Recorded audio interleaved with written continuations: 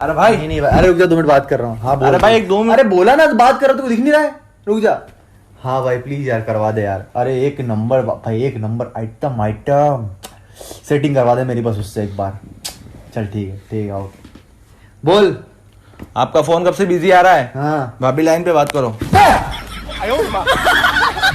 Video मरेगी साली आज रात को 12 बजे का टाइम। क्या हो गया आमिर भाई, कौन है?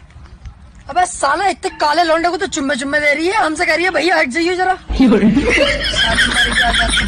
आज जादूगर के पास आया, बता पहले जादू देखेगा कुछ खाएगा?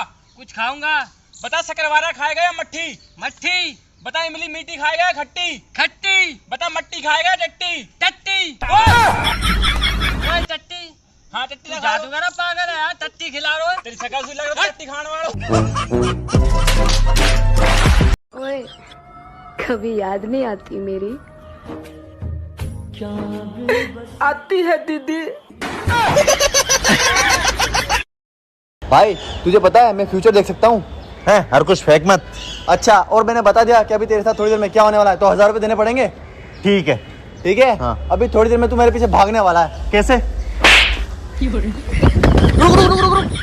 कहा था ना भागने वाला है? दे अब दे 1000 रुपए, तेरी जुबान थी, दे। मैं किसी के साथ भेदभाव नहीं करता, लड़की हो, भाभी हो या आंटी, सबको बराबर लाइन मारता हूँ।